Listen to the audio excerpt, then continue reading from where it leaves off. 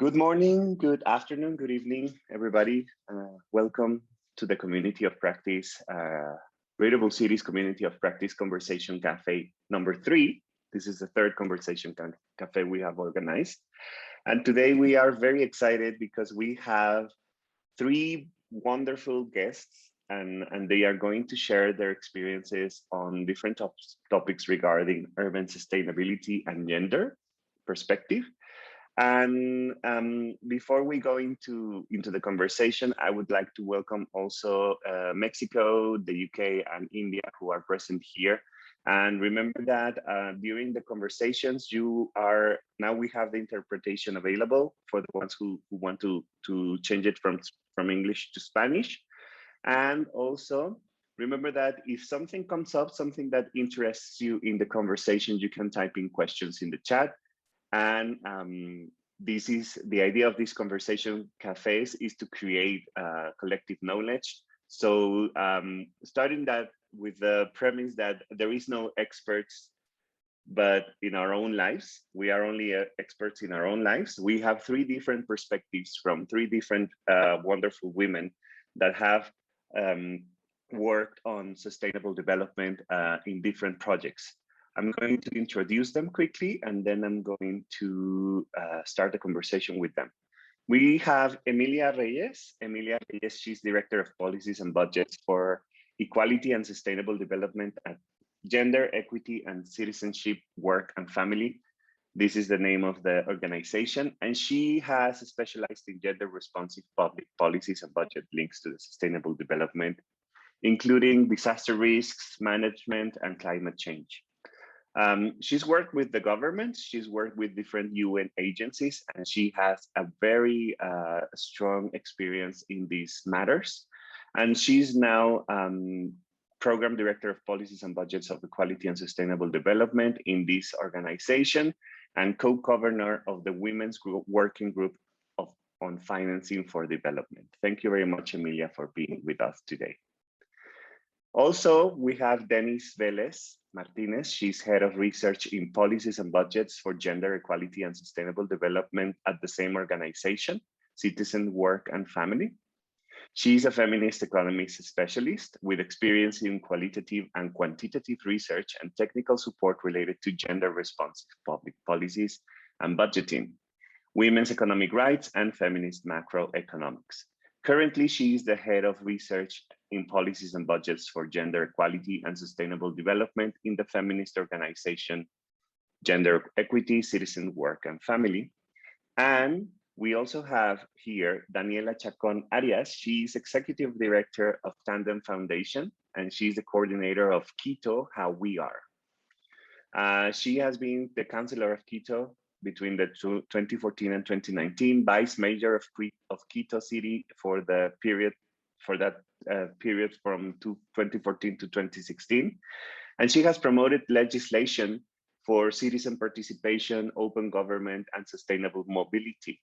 She's the creator of the program to report cases of sexual violence in the public transport system of Quito, co-founder of the Mujeres en Movimiento initiative, Women in Movement, and an Ibero-American network to promote female leadership on the sustainability agenda, with a special focus on sustainable mobility. So she's also a member of the Leadership Council of Placemaking and expert in the implementation of urban public policies with a gender perspective and citizen participation. Lawyer, master's in public administration, Fulbright Scholar, university professor at the Faculty of Political Sciences and International Relations of the University of the Americas. Thank you very much, Denisse, Daniela, Emilia, for being with us. We are thrilled to have you sharing your experiences and well, focusing on these matters. And well, the first thing that we want to start this is to know a little bit about your experiences integrating the perspective, the gender perspective, or with the challenges that we can find regarding gender when we are working with urban sustainability. From your experience, what would that be? So we're gonna be listening to you now.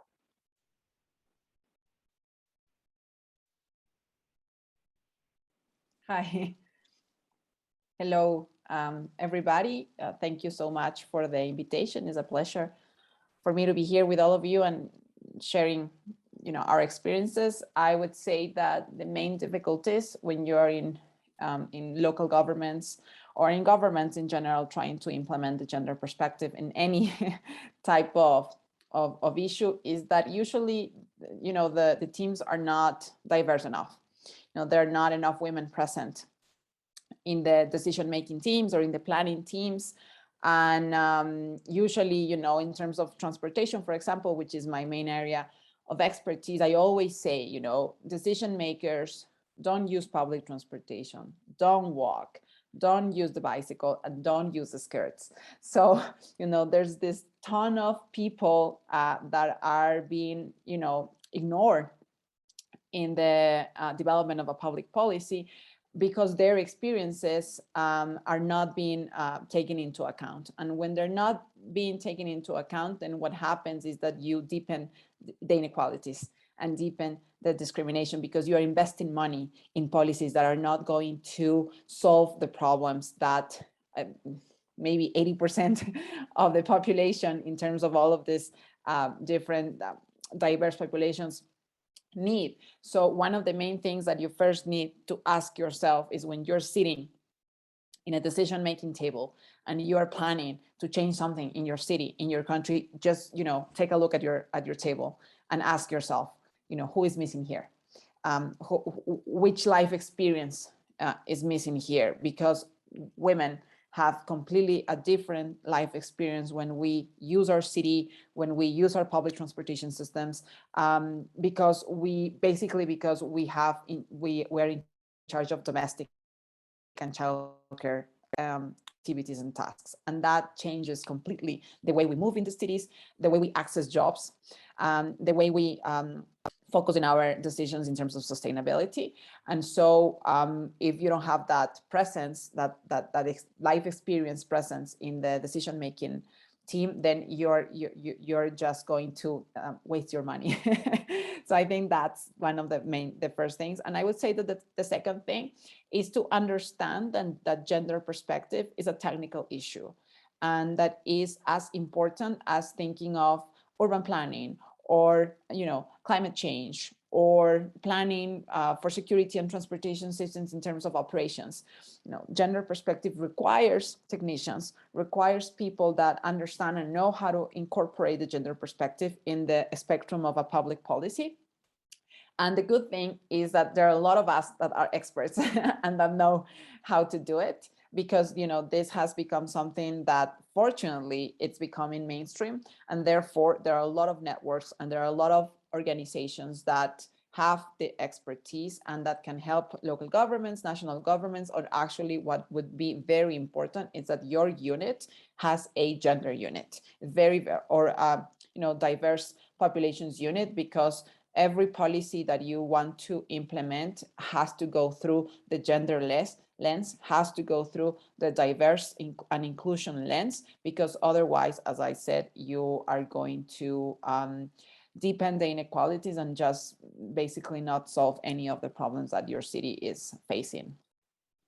Thank you, Daniela. Emilia, Denisse.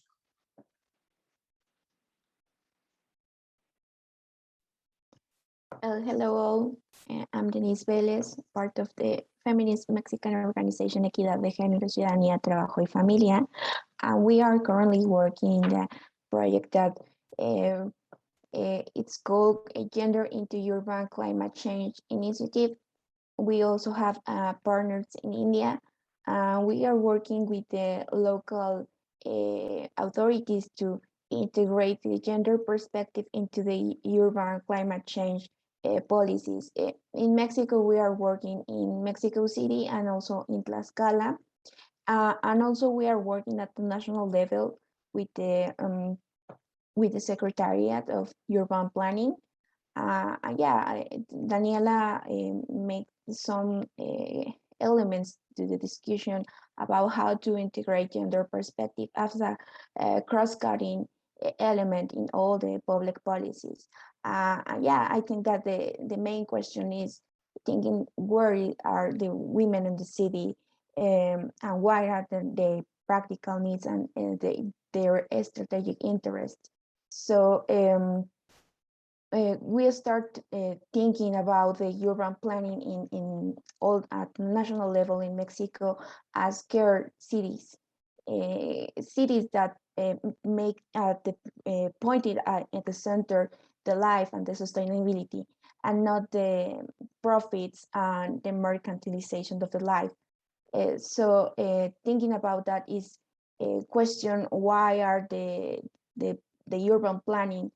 It's for vehicles and for big buildings, and not for care. Not just thinking in hospitals or schools. No, thinking about parks and the use of bicycle and other elements. So, and also related to climate change and how this define the lives of women in the cities. Emilia, give you the floor. Yes, thank you. I don't know if I can add anything to what Daniela and Denisse have already said.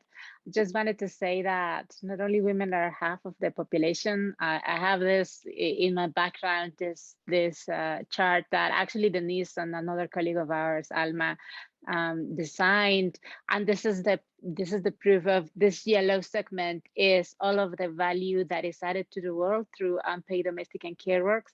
So you see that it's 2/3 of the value that is generated in the world. So this means that there is a massive activity that cities and all of the sustainable territories need to take into account that do not. This is the space in which voluntary work is produced. So here you will find some men, most of the men who are doing community and unpaid domestic and care work here, but mostly this is done by women. And here you will see all of the monetary value. That means this is all of the money in the world. And you see that there is not enough money in the world to account for what women are doing. And this means in terms of practicalities, this means that it's not that we're saying that the space needs to be 50-50 or whatever. It means that the activities, the practical activities and the daily life activities in the world that are needed for procuring the well-being of the population and for procuring the health of the planet are also undergoing these massive activities that are not necessarily accounted for in the national income.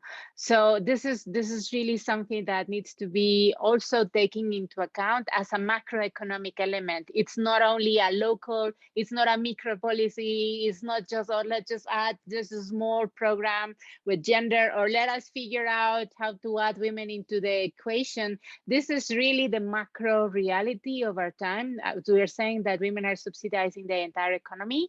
And so what is very striking is that what we get back from policymakers is that they do not reflect what they're promoting and proposing to the population in terms of what is needed, what is really happening in reality versus what is it that they're designing and they're planning. So taking into consideration all of these things, we would see a very different sustainable procuring of a territory, and so far we're not seeing that in correlation to what has been produced at the cities at the moment.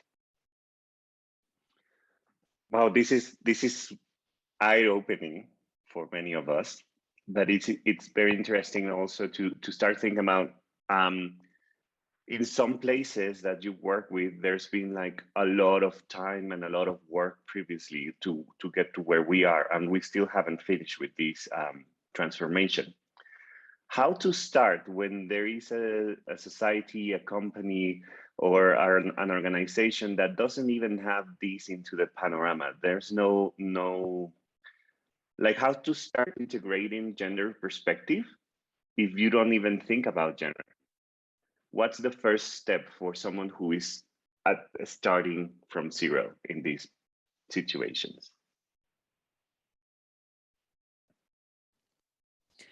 Well, I would say that the first step is to understand that And I think this might be obvious to anybody that even though you're not aware of the gender perspective, but you do understand that there's inequality in the world. I think, the first realization has to be that there is inequality, and that inequality has an effect, especially on certain type of people. And that certain type of people are mainly women. But also in terms of women, it's different to be a urban white woman than to be an indigenous rural woman. So, if even between women that we are already are unequal, amongst our in front of men, then, between women, we're also unequal.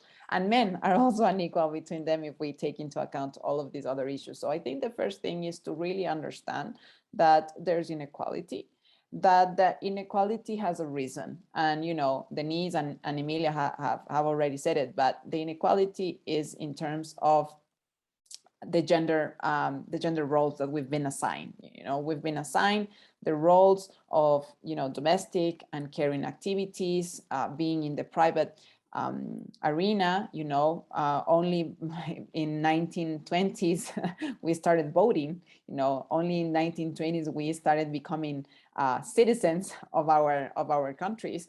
And only after Second World War, then we started to go to the public arena in terms of jobs, and now we are starting to be part of the leadership, be in the leadership positions, but we still have very, very, very few women in leadership and political positions, both in the private and in the public sector. So this very slow way in which women have started to occupy public spaces means also that, we are, since we're not present in the leadership and in the decision-making process, as I said before, our life experiences and the way we live our cities is not being taken into consideration. And therefore, all of these activities that we do every single day are not being thought in terms of what the cities can do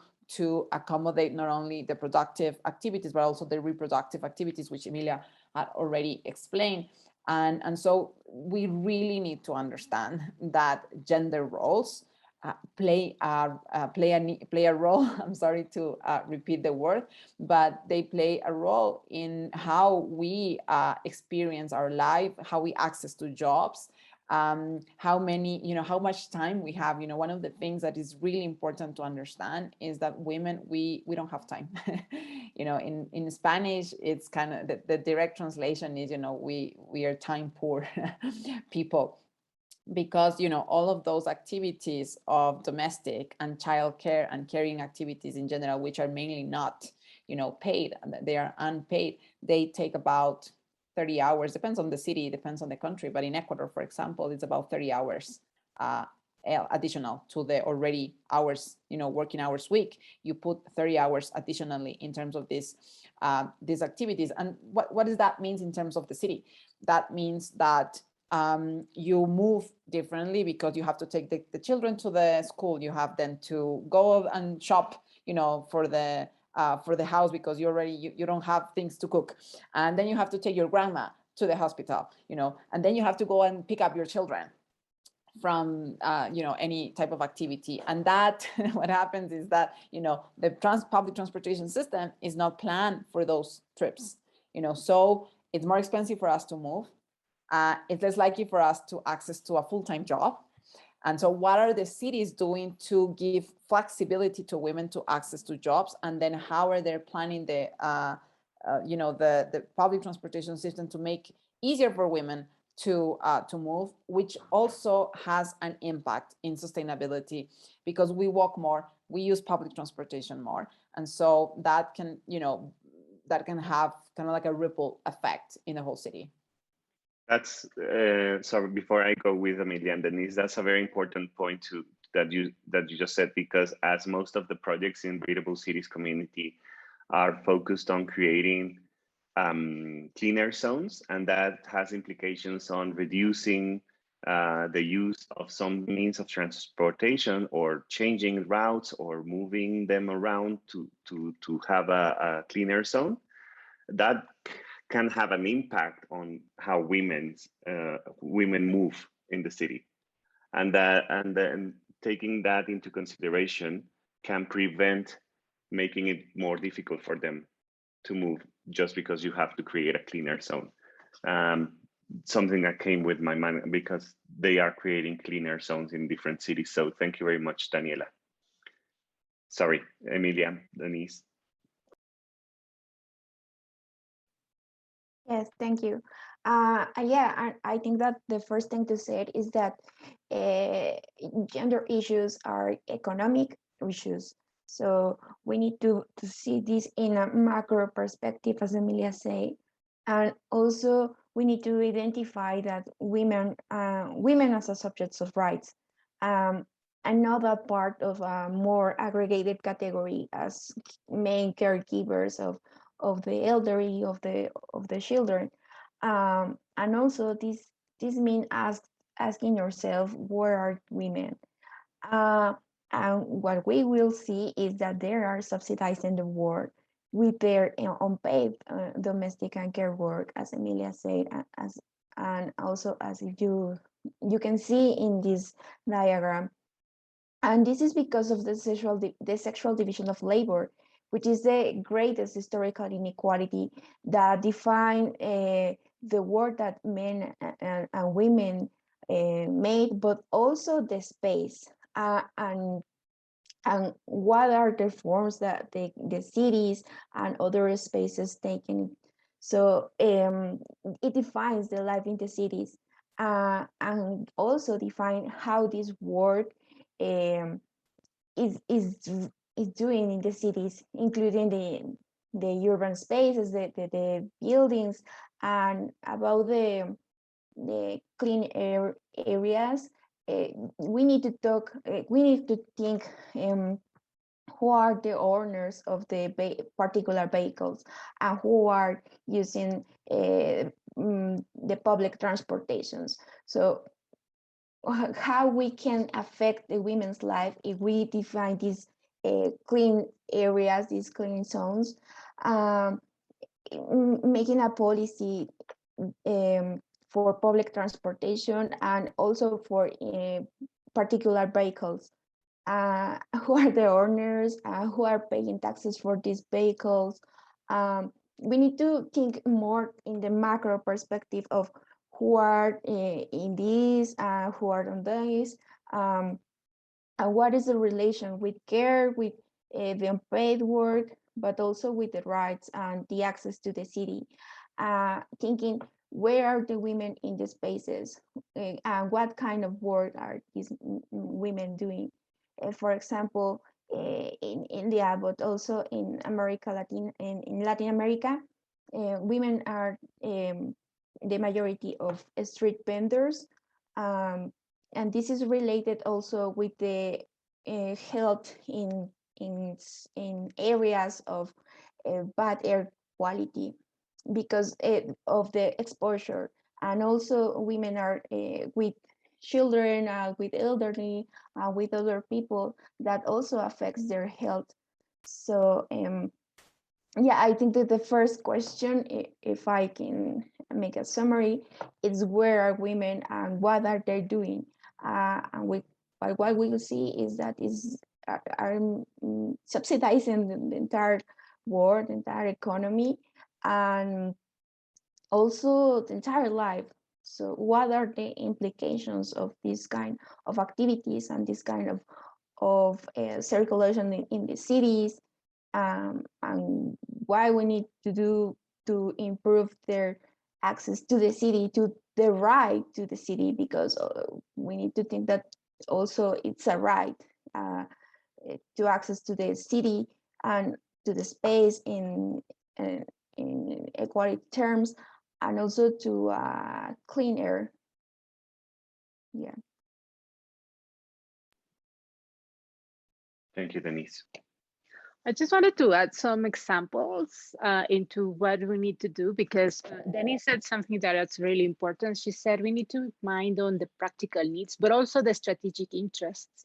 And to us, this is something that is very key. What are the strategic interests for women, which are, in our eyes, perhaps more urgent than the practical needs? Because we keep on reproducing the traditional roles as policymakers or when we're devising projects, and we do not see that we're part of the problem when we're doing that, when we're just minding on the traditional roles without trying to make a shift on those structural inequalities produced by the sexual division of labor, then we're actually part of the problem. Let me put you an example. In Chiapas, after a hurricane, the federal government came in to say, okay, so let's have a livelihoods program to see when we're going to give you new reconstruction projects. So come here with all of the people who needs a new house, and they came up with different projects like reconstruction, and women were doing the cooking and men were rebuilding. So in this case, there was this woman who came up to the federal officer, and she was saying, oh, well, you know, we've seen how the men are using the machinery that is using the bricks to build the new houses. Could you lend us that machine so that we can also build bricks for our own houses? And the guy was like, no, this is a very expensive machinery. You know, these men went onto this program and they underwent capacity building. So you cannot touch it. This is very sensitive machinery. And the women said, yeah, but you know, we are cooking just right in front of the place where the men are using the machinery. So we know perfectly how to do it. We've been watching. So you just push this button here and you pull this lever here and you pour in the mix and everything is fine. And then the brick come out in the under end of the machinery. So the guy was like, come on, you know, because these bricks are going to, you know, this procedure and stuff, but we are alone women. So we also need to rebuild our houses and we're taking care of the babies. So if you just lended the machine for just one weekend, we would help the most vulnerable women. So the guy who used to travel back and forth from Mexico City to Chiapas, he decided to stay that weekend, and then he overviewed the entire activity, and women were using the machinery. So the next weekend, the woman came back again. Oh, come on, lend it to us again, because we didn't have enough, and now all of us are really in need of this. And you know, we have the hens and the chickens, and so the guy. So it became a routine that during the weekends, women would be using the machine and the men would be using in the regular days. So by the time the program ended, the woman came again and said, you know, we've been talking among women, so we want to know how much a machinery like this costs, because we would like to buy one, because we think that this is very key for us. So the guy was like, so he came back Mexico City, he helped us to help them to produce a loan, and the women bought the machinery, and now they are the major employment providers of the entire municipality, and they're really working on, you know, sustainable settlements and stuff. And the thing is that the program makers were thinking women are only meant for cook, and they're only meant for, you know, irregular activities, and men are the ones who are doing all of this meaningful, hardcore job, and they have the capacity to learn, to work on machinery, and women were just as eager as men. They needed as much as men. We're not saying, oh, women need the strongest effort. We just need to realize, in terms of human rights, as Denisse was saying, and that we do not limit the access to right, and that we are mindful of all of the structural inequalities. And when we're saying we're only giving loans for women in terms of small, you know, survival programs, whereas we're trying to think big in infrastructure or major transportation projects, or major, you know, energy projects in urban settings, we're leaving aside not only women, but we're really leaving aside a future that would be devised in a different way without structural inequalities. We are excluding possibilities just because we are narrow-minded in the way we are conceiving the world.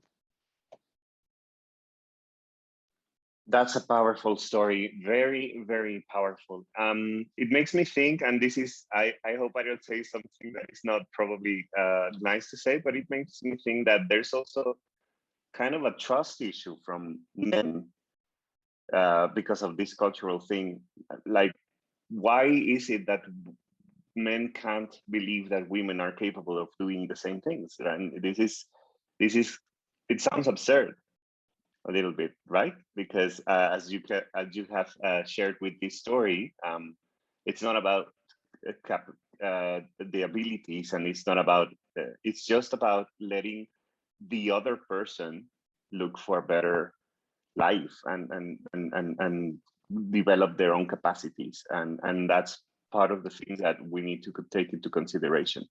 If I may go yes. in that, I think this is why it's so important that Daniela said that we need gender experts, because men think that they know what is it that the world works, what women should be doing and what men should be doing, but women as well. They know, oh, I'm a woman, so I know what women need. So I know that they need to go and cook, you know? So it's not about just knowing that since I am a woman or I am a man, I know about gender.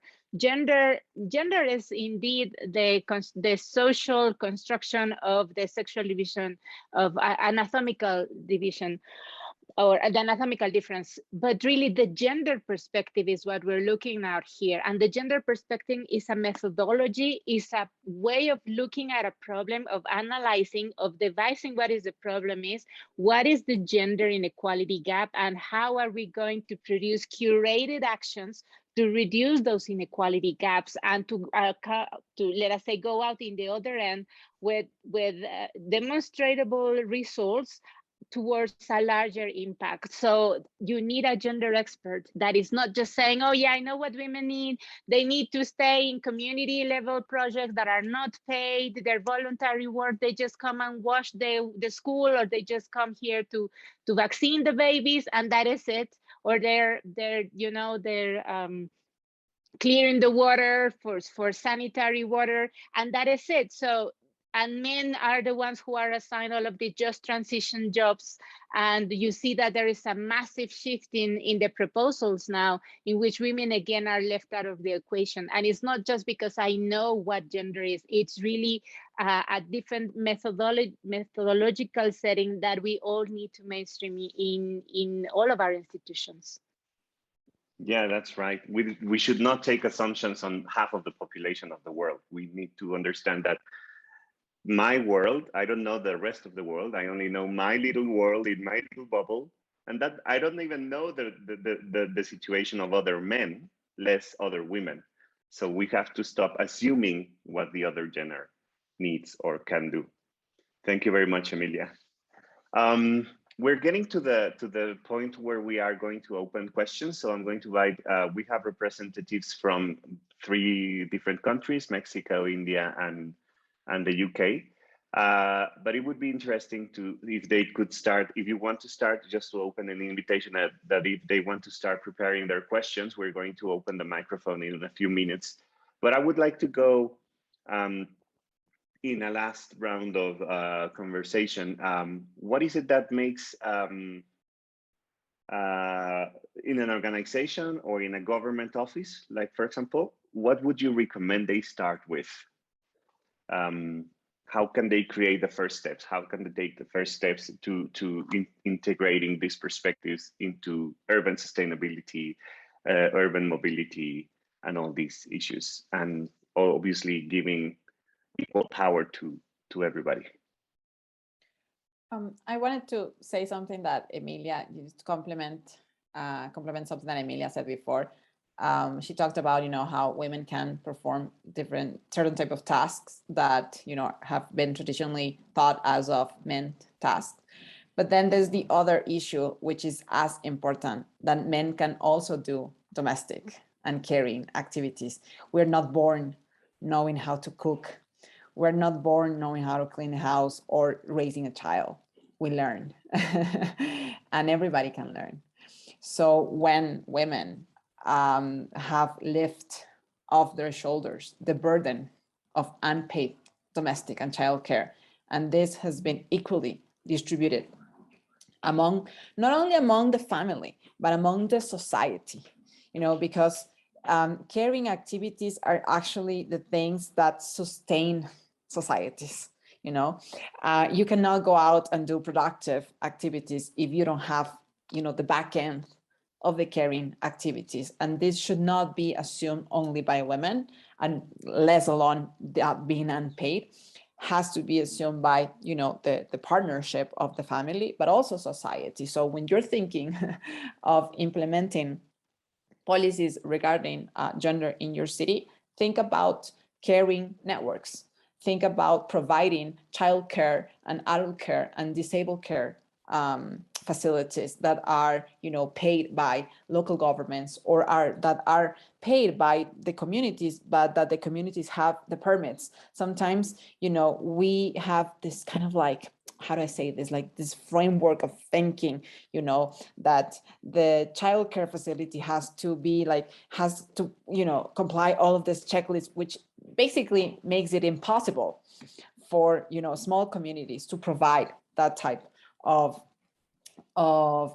caring work, and that leads to informality, and that leads to other issues that are much more difficult to solve. So I think it's very important that when you're thinking of gender, you're not only thinking about women being present in all of these spaces, and women being acknowledged for all of the things that we do and that we can do, but then also this whole other side of the things that we do that need to be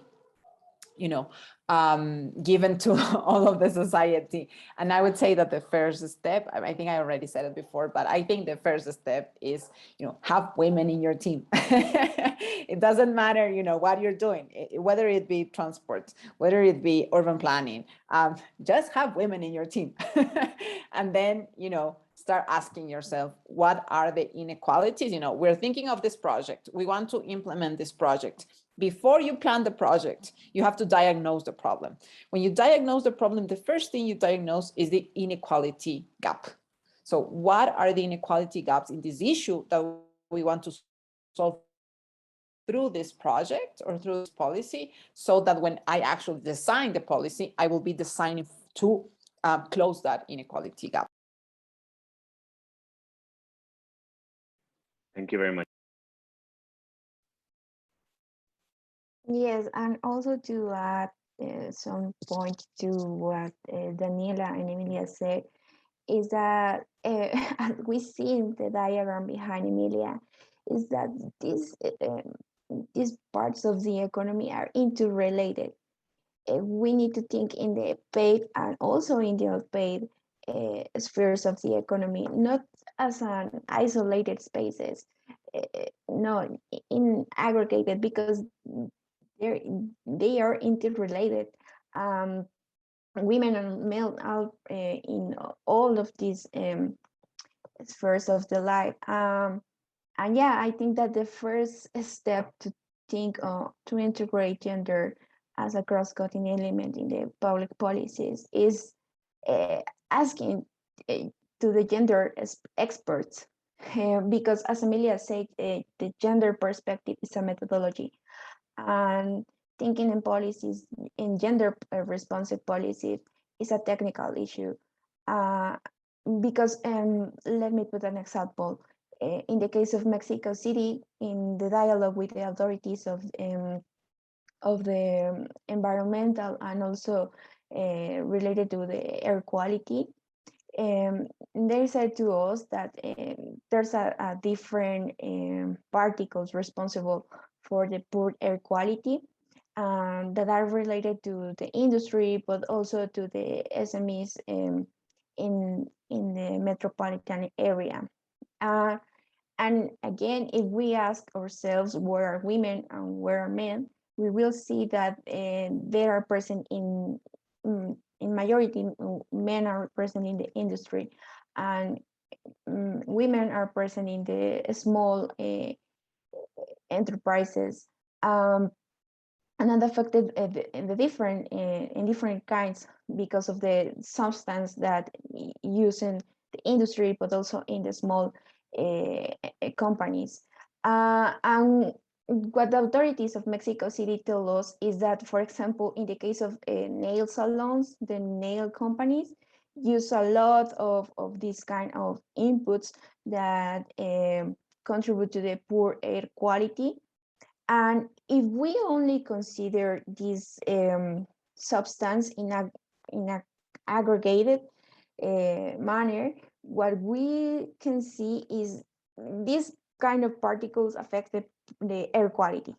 But if we don't see that women are the main owners of small companies, and of these kind of companies, the nail salons, what we can do is deepen the inequalities, because the same policy is for all, for industry and also for small companies.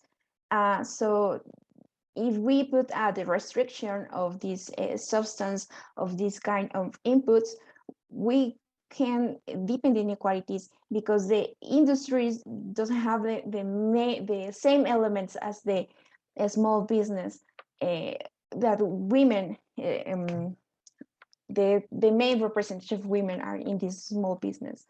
And also to think that this is an example of different air quality policies. But to add what Daniela said, I think that we need to talk in climate change and also air quality and urban planning policies as a gender policies. It's not a different policy. We need to integrate this as a cross-cutting element, and thinking that integrating gender perspective into these policies make these policies better and more efficient.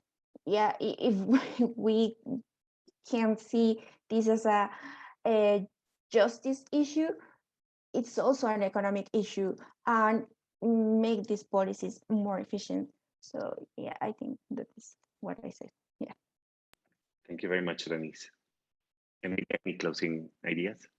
Yeah, I'll just be very brief, because I really want to hear about what the audience wants to say. Just to say that EQUIDAD has devised a methodology for mainstreaming gender into an institution, or even an area of work. And we have 4 pillars. The first one is a normative framing. So you need to do some normative harmonization with the human rights framework, the principles of equality, non-discrimination, equity measures, meaning special temporary measures to reduce inequality gaps, parity, etc., and elimination of all forms of discrimination, of gender discrimination, and violence against women, principles, etc. And you need to then move on to keep on harmonizing and let us say, appropriating all of those into the main core documents of your institution. The second, so that is normative harmonization. The second one is gender responsive budgeting, meaning that across all of your planning, programming, and budgeting, you need to mainstream gender equality. So this is where you do the more specific job on looking at which sector you are working. The third is, yes, to devise a special unit that is going to try to ensure the mainstreaming internally of the gender perspective. It's not in charge of doing everything related to gender, is rather to oversee the mainstreaming of gender throughout all of the institution.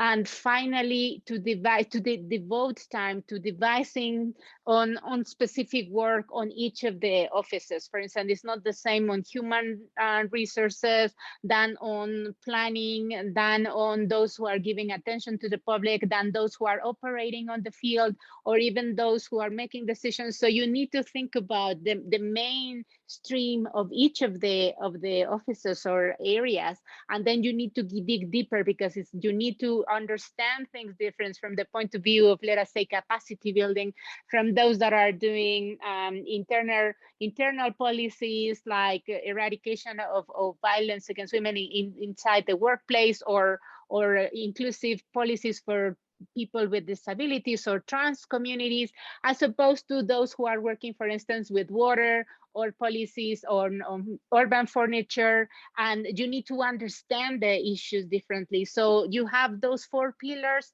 and you have a planning on those, and you're good to go on mainstreaming gender in your institution. That's great. So what I take from these last words that you, well, not the last words, but from these last previous ideas that you shared, is that any policy, any change, even the creation in our context for breathable cities, the creation of a clean air zone and the policies that are related to the creation of a clean air zone cannot be universal for everybody. I mean, it's not easy. We cannot think about human rights if we don't take into consideration the differences and the inequality that everybody has in these societies, and especially women, because these one-for-all policies are not going to work, are going to, or can even be more damaging for the projects. That's what I take from this. We're going to now open the microphone to the people that are here with us. Subhadarsini has a question, Subhadarsini from India, and I would like to invite her over to ask the question directly. So Subhadarsini, would you like to open your microphone and ask your question? Okay, thank you, Jesus. Thank you. Happy to see you again. Yes. Actually, today I'm very, very happy to see Daniela, Denisse, and Emilia, and 3 lady leaders today, and giving their views. And I'm really very, very happy. And you rightly said that if there is gender inequality, and at that point of view, all the policies what we make will not go to a right direction. So for today's topic, I will say that gender inequality and that violating human rights and violation of the basic requirement of a human, that no policy will work. And in the beginning, what Daniela said, I totally agree with her, that the ways she said that how the work divisions are there, that these things are only can be done by ladies, and certain things they are bound to do, like the domestic works, and they look like that ladies can only do the housework or homework, and they will only the homemakers. I'll ask a small question, sir, what I have written in the chat box. But as I get a scope, I'll also like to place certain things what is happening in India, because being a working lady, I'm working for a period of 15 years. We have faced many challenges in our life in India. Like I can freely say that my country is a male-dominating country, because it may be your family, or it might be your workplace, or it might be your own business you have created, or business place, just like said, in maybe private sector or in public sector. A lady will always feel the lacking of involvement, encouragement, and sometimes it feels like if a lady achieves something in the society, in maybe in her office or any public forum, that there are so many hands are there to pull her back, that it feels like the male society, they can't register your success, they can't see you smiling. I've rightly said this word, that they can't see you smiling, enjoying your life, and there are too many restrictions in our country also. That at certain time a girl can't go outside from the home, but the male child can go at any time. The whole night he can stay outside. Nobody will ask. No parents will not ask. Elders will not ask. But at certain time, it merely 7 or 8 p.m. also, the question will arise: where is she? Why she has not returned? Where is she? What is she doing? So these restrictions also works too much in my country. So what I feel many times, that uh, not only from the male side, also from the female sides also these things happens. And it is my opinion that if girls will cooperate among themselves, ladies of the house, if they work together, they will feel each other's emotions. And also in workplace also, if the lady colleagues, lady staffs will encourage and push you off, that you go, you have done a commendable job. That encouragement lines, if comes from the girls or ladies also, it will work a lot. But this also lacks a lot here. Uh, in girls' case and ladies' case, I feel it is like a jealousiness, and from male side, I feel it is like a male ego. That male ego hurts them seeing the achievement of a lady, and a lady co-partner feels that the jealousy in them. So my point of view, that a girl can better understand the problem of another girl, because uh, each month in my menstrual period, the cramp I am facing, a male cannot understand it. Only a lady and a girl can understand it. What physical changes, emotional changes I have achieved, I have gone through, or I have uh, got after my delivery, after giving birth to my kids, that no male or no male co-partner or male colleague in your office will understand. Only a female colleague or female, your friend or your mother-in-law, your mother, sister, they can only understand those things. And what things we compromise working ladies, because as Daniela said, after looking after our kids, after completing our domestic work, housework, then only we attend our office and we look after for office works. And we work like a multitasker, that we have to take care of our parents, we have to take care of our husbands, we have to take care of our kids.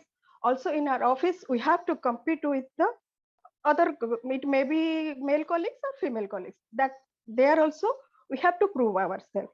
So at that time, I expect much more from the lady partners rather than the males. And I also expect that in different policies, those things should be clearly indicated, so that if you have a rule, you have a policy, you have a guideline, then that male or female, they are bound to follow it.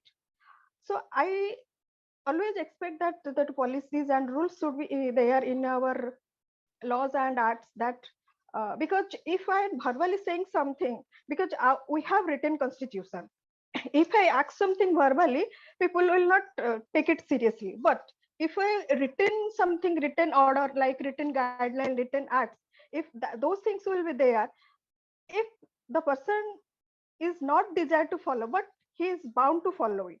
And if he wants to dominate a lady in maybe in his workplace or in a family, but he will fear that the rule is there, the act is there, if I'll do something, it will be out of the order, and that will be alarming in their brain. So the today's perspective, I'll say that policies should be like that, that there should not be gender inequality. Those things, first is, it is a priority thing, that gender inequality should not be there, and that violence against the ladies, those things should not be there. Still in my country, these things happens. They husband thinks the wife is his property. Like those way they treat it. And they, in place of requesting or asking, they command their things and order them. So these things happens. So my one just you can tell it me a question, or it is my query that in this type of society where is male dominated societies, how will reach to the heart and mind of the male that these things are happening in our life? We need your support, we need your cooperation, and you don't feel jealous, or you don't feel that if we are achieving something, uh, we are dominating you. We are getting something as per our caliber, as per our level, as per our knowledge, or as per our talent. So you don't feel that we are suppressing you or dominating you.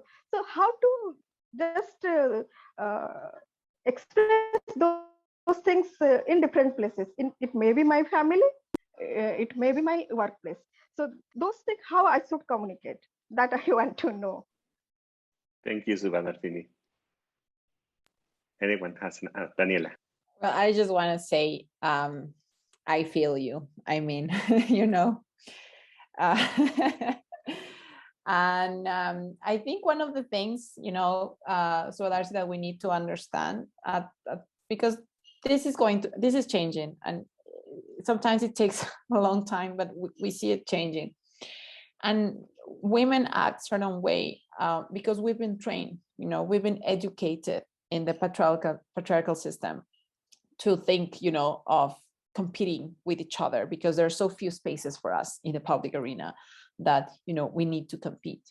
And it takes time for us as well to understand ourselves as feminists and understand what that means. You know, the whole process of, I don't know how to say this in English because I don't know the word in English, but the whole process of us, you know, my own process of, you know, becoming and understanding that I was a feminist, and, you know, letting aside many things that I used to do because I didn't even, you know, reflect on them or didn't even think that I was doing harm, has been a long process because I've been educated in this system for so many years. So I think it's important to not blame women, you know, for being jealous or for being competitive or for being all of these things, and, you know, that we're not helping each other, because, you know, it's a process for us to understand that that's the way we've been trained and that we also need to switch.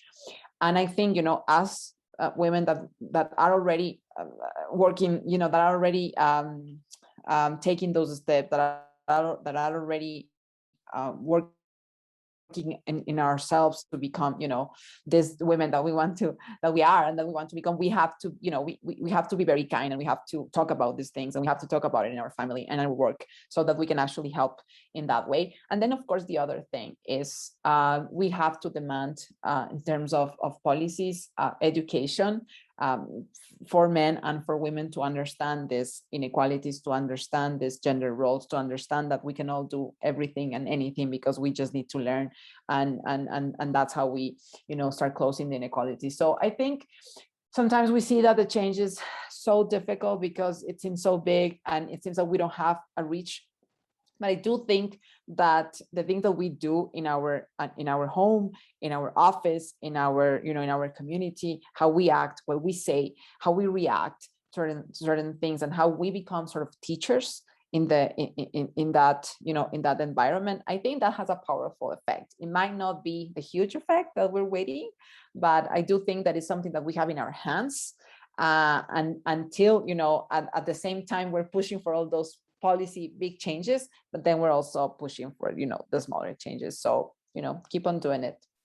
You'll be fine, and we're with you. Thank you, Daniela. Thank you. I don't want to impose more minutes of your time, but if you want to take the time to answer Subadarshini, but after that, we have another question that may be interesting. So if we could have five more minutes from you, that would be great. Daniela, Denisse, and Emilia. But go on, Emilia. Thank you. I just wanted to say that it's very important to not to personalize things.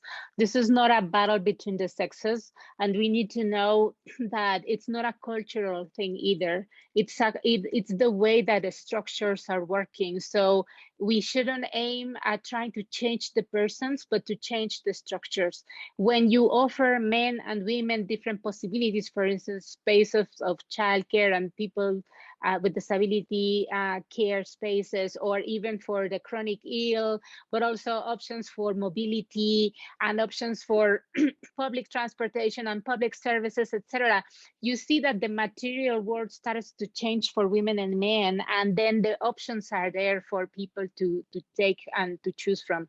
So it is very important, rather than try to shift the way people view things, policies, normative framings, programming and budgeting, and the ways shifting the structure also means to changing the state, the ways of the state, the ways of the private sector, to regulating all of those elements that are deepening inequalities. Because we think that if you don't shift the structures, even if you change a person, then the rest of the structures are not there to allow the possibility for a real transformation for society. So this is really important, something that we in EQUIDAD believe very strongly, and we don't actually take too much time. You will always find people who is discriminatory in their practices, in their views. But if you have a state and a society that is giving possibilities for women and men in all of the different diversities, you will see that people are actually very eager to take those opportunities and to exercise their rights. And it's not the other way around. So this is why in EQUIDAD, we're actually very strongly opposers of the terms empowerment. We don't think it's a matter of empowering women or empowering community. It's the obligation of the states to guarantee human rights and to provide all of these policies and public services, and to eliminate all of the discriminatory barriers, or to enact informal practices that are discriminatory. So evidently, if you have a very unequal system, people is going to struggle because the tensions are out there and they're just aiming for survival. When you open up and you shift the structures, that is where people will have real opportunities to decide on whatever they want to take on. And that is where the change happens, because when people see the different realities, then they say, I prefer this one that the previous one that had everybody suffering from the lack of access to time or whatever. So these usual tensions about saying, oh, my man is very patriarchal, or this man or this colleague of mine she's very jealous. It is the conditions of the structures. It's not the person themselves. So changing the structure should be our main aim, and you will see how things change. So I am very hopeful in India as well as in Mexico, because we all live in very, very hard structures. But you see that when you change society, the structures of societies, very much the realities of people and the mindsets will change as well. Yes, and quickly, just to add what Emilia said, we need to dispersonalize this macro injustice, and we need to start thinking not to the individual, to the macro, not to the macro, to the individual, and what these macro injustice are related to this individual injustice.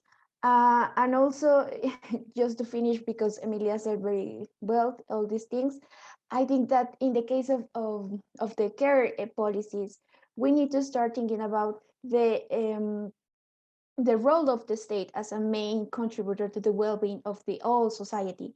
And we talk about the redistribution of the care work, not just to the reduction of the care time and the women's time and unpaid domestic and care work. We talk about a redistribution between first the state, then the enterprises and all the private sector, then to the communities, and finally between households, and in the households between men and women. And as our colleague Alma Colleen said, we need to start thinking about measures for men that serve to improve the women's life. And yeah, just that. Thank you. Thank you very much, everybody, for their participation. And we are out of time. Thank you for these extra minutes that you have given us. I know it's a lot because we all have a lot of things to do. But thank you for all these experiences. We are very pleased to have you, and we have learned a lot. And for me personally, all the things that I'm listening to are humbling, and they are really moving into what I am as a person and as a part of this macro structure that needs to change. So for that, I would leave the rest of the community go with this thing about thinking about the macro structures. What you just said, Denisse, is very important, and Emilia, because if we don't change the structure, if we don't make policies, if we don't make the things change in that way, it's going to be very difficult for everybody else to change in a perspective that we need to. So I think that this is everybody here, and thank you very much. That'll be the end of the cafe. Have a great day, everybody. Thank you, Bye, everybody. Fernando.